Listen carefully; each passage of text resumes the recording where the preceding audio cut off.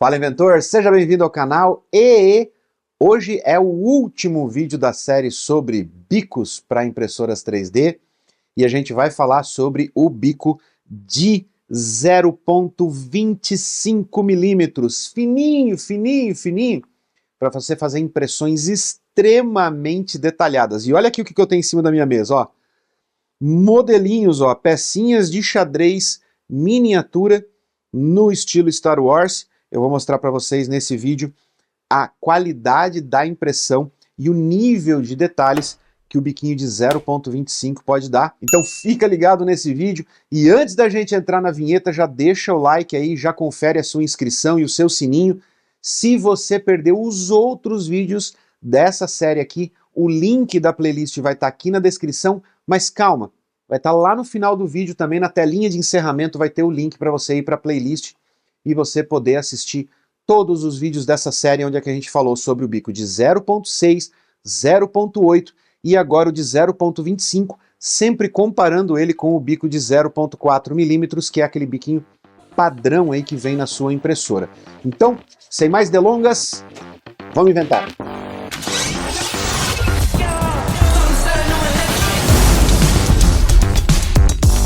Bom, você já sabe que esses testes eu vou rodar na FlashForge, tá? Porque além dela ser a única impressora do mercado que tem os bicos Quick Swap de verdade, que é tipo assim, ó, em poucos segundos você troca o bico da tua FlashForge e imprime ele com outra espessura, ele já vem com todos os perfis para os bicos de tamanhos diferentes lá no Flash Orca. Então, meu, facinho de você trocar, fácil de você mudar o perfil e mandar impressões, tem perfil para vários tipos de filamentos diferentes para cada espessura de bico. Então, meu, é muito mão na roda e assim, ó, fácil e óbvio, eu não ia perder tempo fazendo essa troca de bico e calibração e tudo mais em nenhuma outra impressora se eu tenho uma FlashForge 5M Pro na mão para fazer isso com tanta facilidade, ok? Então vamos lá, galera. Bico de 0,25. Vamos trocar lá na FlashForge para vocês verem como é que é, rapidinho. Vamos comigo lá. Vem aqui. Vamos lá. Aqui é muito simples. Eu já mostrei nos outros vídeos, mas vamos mostrar de novo aqui, caso esse seja o primeiro vídeo que você esteja assistindo. Então estou aqui na minha flash, ela está ligada, ó, não preciso desligar. Levanto o tubinho Bowden, corto o filamento aqui bem na base, como se eu fosse trocar de filamento mesmo.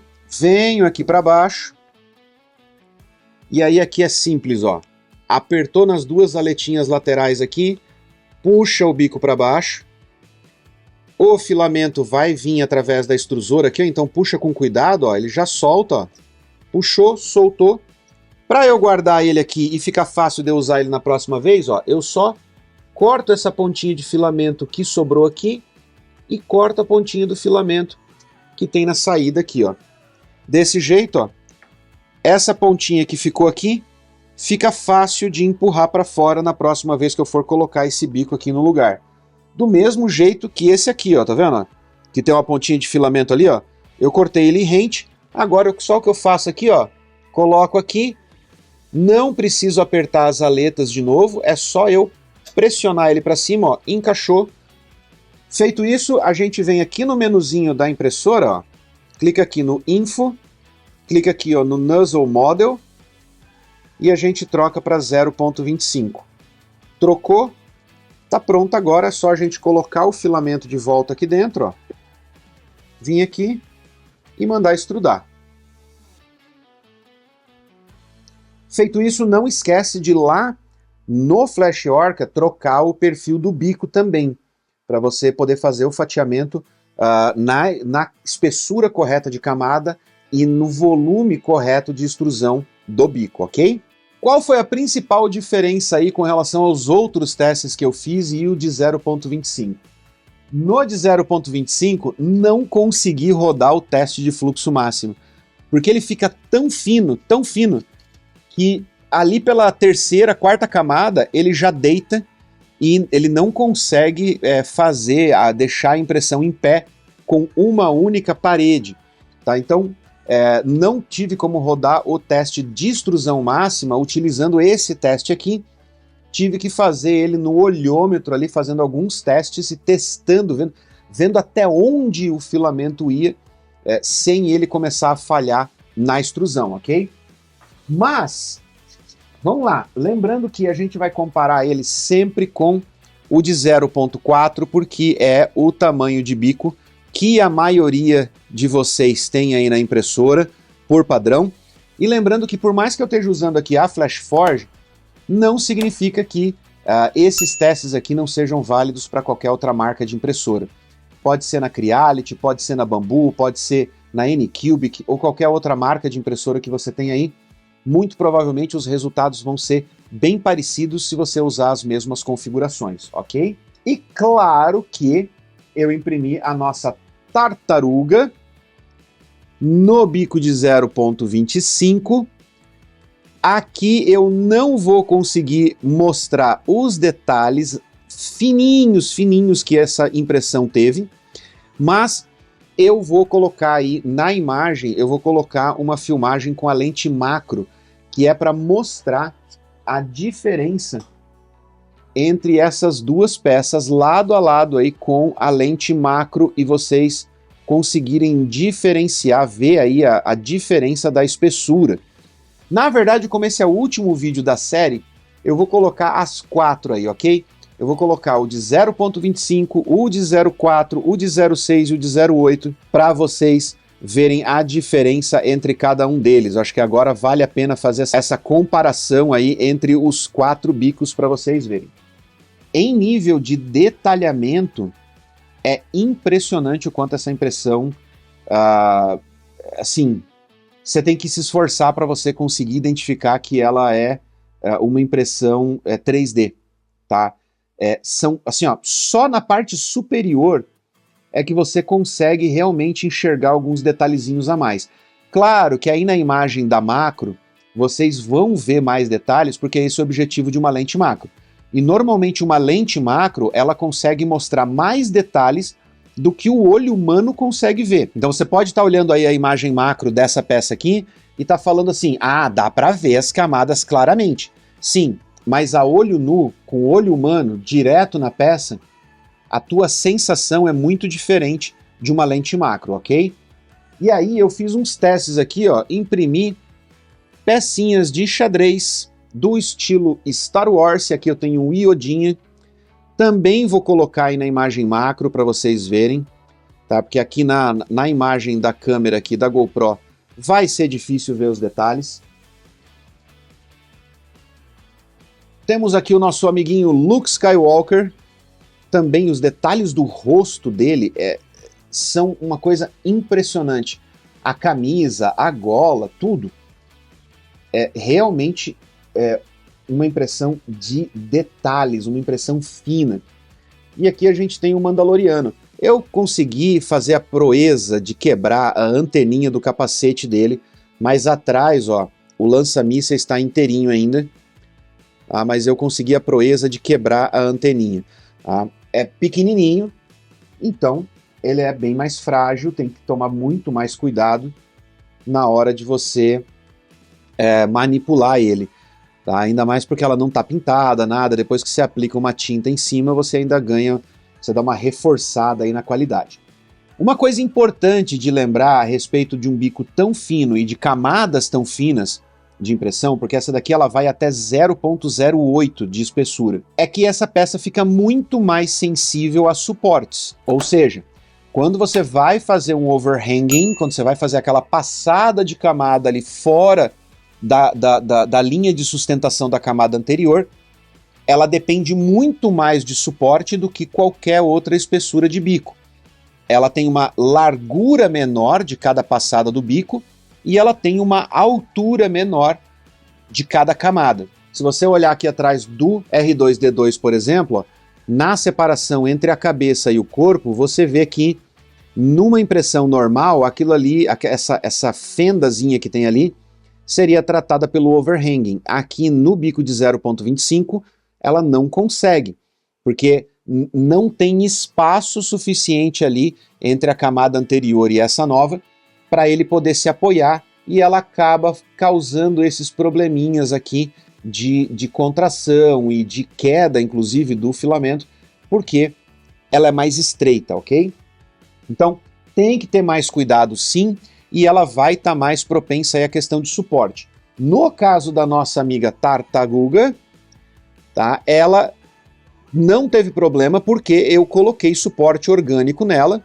Lembrando que isso aqui não é layer adaptative, tá? Isso aqui é tamanho de layer padrão, que é 0.12, ok? Em todas essas impressões de teste aqui eu fiz tudo com camada de 0.12. Bench também, mas ela consegue descer no layer adaptative até 0.08, ou seja, dá para melhorar ainda mais a percepção de camada dessa tartaruga. No caso dos suportes aqui, principalmente no queixo dela, a parte aqui debaixo do braço também, que no bico de 0.04 ela não precisa de suporte, nesse daqui precisou. Não deixa marcas porque o suporte padrão ali da FlashForge é muito bem calibrado, já vem pronto, e as configurações padrões de suporte da Flash eu não praticamente não, eu não mexi em absolutamente nada na questão de configuração de suporte, espaçamento, porque todos os filamentos que eu já coloquei para imprimir nela, com configuração padrão do suporte, simplesmente imprime e o suporte sai muito fácil, com pouquíssimas marcas ou às vezes nenhuma marca na peça. Então não preciso esquentar minha cabeça com relação a suportes. Mas ao contrário dos outros filamentos dessa série, que a gente ganhou performance, no bico de 0.25 a gente perde performance e não é pouca, ok? Não é pouca performance. Principalmente porque justamente esse ponto que eu falei sobre o overhanging, que torna a peça muito mais sensível à necessidade de uso de suporte, e o overhanging dele é mais sensível. Então, qualquer deslocamento, literalmente de 0.25 milímetros na lateral da peça, qualquer inclinação que você tem aqui, ó, de 0.25 milímetros, já demanda da tua impressora uma velocidade de impressão muito mais lenta para ter tempo de resfriar e o filamento se acomodar da maneira correta. Então, a gente tem uma perda de performance aí bem grande, ao passo em que a gente ganha qualidade de impressão, ok? Então, vamos lá. Bico de 0.4, perfil padrão da FlashForge, a gente tem aqui, ó, 3 horas e 14 minutos no tempo de impressão. Já no bico de 0.25, a gente passa com a mesma impressão, ok? Só que com camada de 0.12 de altura e o bico de 0.25. A gente vai para 10 horas e 30 minutos de impressão da Tartaruga Ninja. Então, basicamente aqui a gente tem um aumento de tempo de impressão de 225%. A gente triplica o tempo de impressão, sai de 3 horas e vai para 10 horas e meia. Quando a gente vai para o perfil tunado, no bico de 0.4 a gente não tem diferença nenhuma, e no bico de 0.25 é o único bico que deu diferença significativa no tuning, para deixar bem claro, tá? É o único que deu diferença significativa no tuning. Mas vocês podem ver que mesmo eu tendo que fazer a calibração do fluxo máximo na hands ali, testando e tal, sem poder rodar aquele teste de fluxo, as impressões saíram perfeitinhas. Nesse caso aqui, ó, lá a gente teve, no perfil padrão, a gente teve um tempo de impressão de 10 horas e meia, aqui no perfil tunado baixou para 9 horas e 25.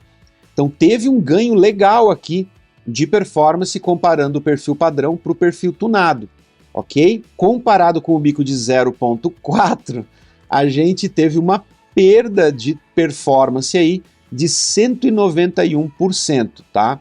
Então praticamente 200%, mais uma vez quase triplica, né? No perfil padrão a gente mais que triplica, mas aqui a gente ainda se manteve aí abaixo dos 200% na ampliação do tempo de impressão. Quando a gente vai para o layer adaptative, lá no bico de 0.4 a gente imprimiu em 4 horas e 25, aqui a gente foi para 11 horas e 56 minutos. Então, 9 horas e 20 na impressão normal, camada de 0.12, e a gente vai para 11 horas e 56 minutos quando a gente vai para o Layer Adaptative. Mesmo assim, comparado com o bico de 0.4, a gente ficou em 170% de aumento, né, de tempo. Então, em questão de comparação com o bico de 0.4, de perda de performance, no Layer Adaptative, a gente teve a menor perda de performance comparado com o bico de 0.4, que é de 170%, mas mesmo assim, não é porque levou menos tempo, bem pelo contrário, é porque no bico de 0.4 também custa mais tempo você imprimir com o Layer Adaptative, porque tem camadas muito mais finas ali no meio e tudo mais. No caso do bico de 0.25, a camada mais fina que tem é de 0.08, que é o mesmo do bico de 0.4, só que a camada mais grossa que ele imprimiu foi de 0.13 milímetros, ao passo que no bico de 0.4 a camada mais grossa ficou em 0.22. Lembrando que aqui a perda de performance ela não está relacionada só à questão da espessura da camada, mas à largura daquela camada também. Então, no bico de 0.4 são 0.4 milímetros de largura. Normalmente é um pouquinho mais, é 0.46, 0.43, dependendo aí da tua configuração de fluxo, ok? Já no bico de 0.25, isso cai ali para 0.23, 0.28, vai ficar mais ou menos nessa casa.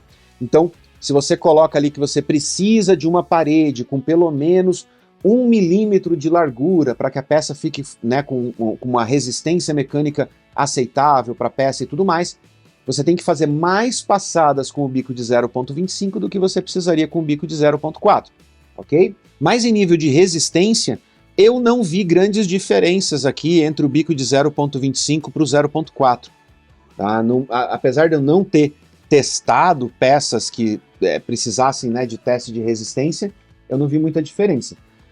O que dá a diferença, sim, é na questão da qualidade, nos detalhes. Então aqui está aquele copinho padrãozinho que eu tinha mostrado lá no outro vídeo, que é com o detalhe da textura de pedra do lado de fora, é um vasinho.